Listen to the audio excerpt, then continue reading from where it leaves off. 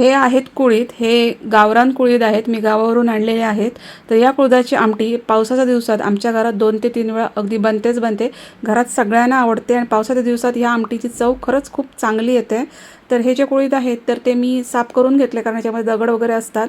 नंतर स्वच्छ धुवून घ्यायचे, एक रात्र भिजत घालायचे, दुसऱ्या दिवशी असे फडक्यात बांधून ठेवायचे आणि त्याच्या दुसऱ्या दिवशी बघू शकता या कुळदांना असे मस्त असे मोड येतात, चांगले असे मोड आलेले आहेत। आणि ह्या मोड आलेल्या कुळदाची आमटी आपण आज बघणार आहोत। खरंच खूप चवीला चांगली लागते आणि तब्येतीला पण खूप चांगली आहे ही कुळदाची आमटी।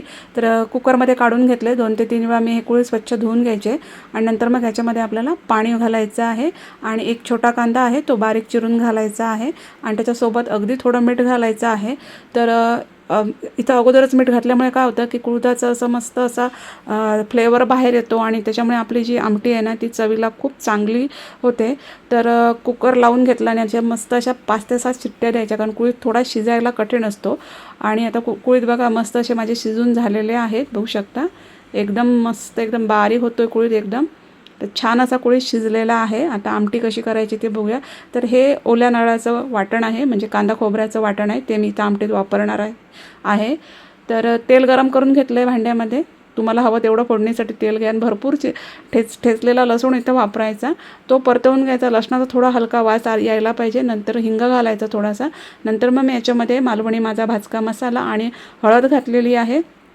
मसाल्याची क्वांटिटी तुमच्या आवडीनुसार कमी जास्त करायची आहे। आणि कांद्या खोबऱ्याचं वाटण आहे ते मी मिक्सरला बारीक फिरवून घेतलेलं आहे, ते इथं वापरलेलं आहे।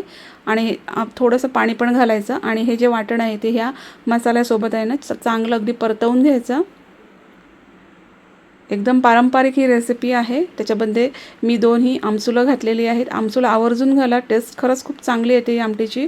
नंतर मग चवीप्रमाणे मीठ, आपण कुळीद शिजवताना पण मीठ घातलं आहे, त्याचं लक्षात घेऊन आपल्याला इथं मीठ घालायचं आहे।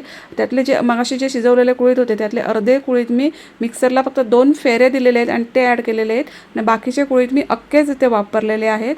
आणि नंतर मग आपल्याला हवं तेवढं याच्यामध्ये पाणी घालायचं, तुम्हाला जेवढी आमटी पातळ पाहिजे तेवढं याच्यामध्ये पाणी घालायचं आहे। तर शिजवलेले कुळीद असतात ना तर पारंपरिक पद्धतीमध्ये हे थोडेसे मिक्सरला थोडे फिरवले जातात, 1-2 फेरे दिले जातात आणि ते अर्धे असे ॲड केले जातात, अर्धे अख्खेच ॲड केले जातात। नंतर ह्या आमटीला मी 5 मिनिटासाठी मस्त अशी उकळी येऊ दिली आणि नंतर मग हिरवी कोथिंबीर घातलेली आहे। अशी मस्त अशी आमटीला उकळी येऊ द्यायची, तसंच ठेवून द्यायचं 5 मिनिटासाठी।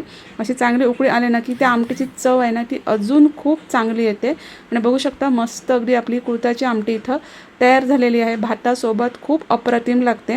या आमटीसोबत आमटी, भात आणि कुठलीही तुम्ही भाजी घेऊ शकता। या आमटीसोबत जो घरातला आंबा असतो ना तो तर खूपच भारी लागतो।